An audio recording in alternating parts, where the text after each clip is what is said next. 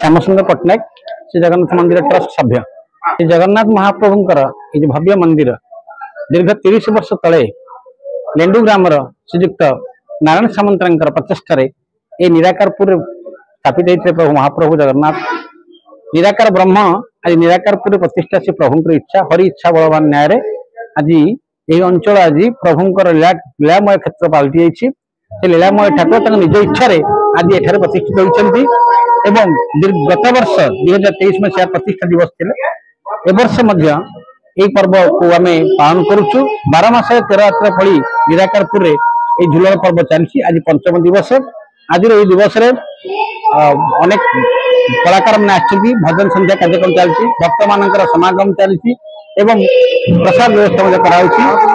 एवं ये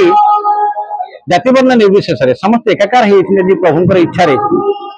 समस्ते आज सामान होती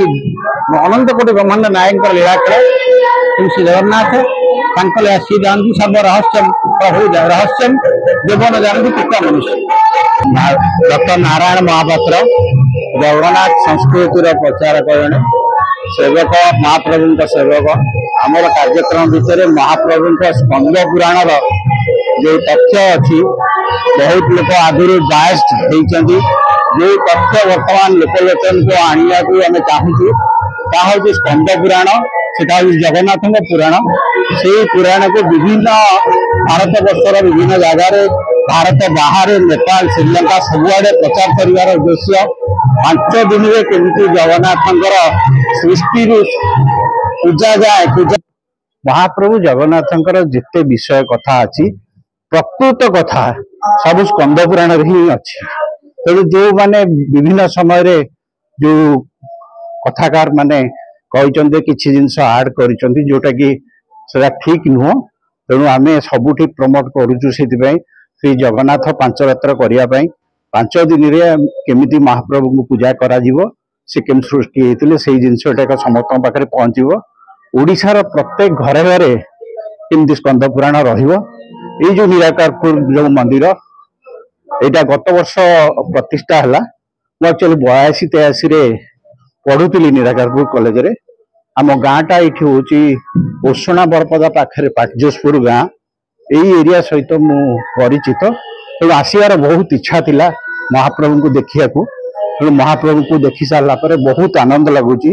समस्त सांगे आम मिसिलु पुणी थे महाप्रभु सुजोग देले आम आसबू पुणी आम जगन्नाथ चरण तले पड़ी प्रणाम कर कुमार साहू निराकारपुर जगन्नाथ मंदिर ट्रस्ट जने आजीवन सभ्य मंदिर 30 वर्ष तलू लक्ष्मी नारायण सामंतराय लेंडू ग्रामर ठाकुर खाली प्रतिष्ठा करते चाल घर थे 4 वर्ष तले से ठाकुर आमको लीला श्रवण कले श्रवण कलापर आम बहुत प्रचेषा कर मंदिर नीलाद्री दिन जेहेतु ठाकुर आम आगे थे नीलाद्री दिन आम मंदिर ठाकुर को प्रवेश करेलु 12 मास 13 पर्व समस्त पर्व आम मंदिर में पालन करंगन पर्व हो झुलन पर्व हो आज भी झुलन पर्वर 5म दिन में किसी भक्त दैनिक किसी भक्त सहयोग आज मंदिर सब पर्व झुलन पर्व पालन करा निराकारपुर ननपड़ा स्वामी मो प्रभु पाखे आसू मु सबुदिन सेवा कर सबुदिन आसू सेवा कर ठाकुर जहाँ नीति नियम सदा सब कर ठाकुर पाखे प्राणता जाऊ ठाकुर बहुत दुखर सुख रखुचे।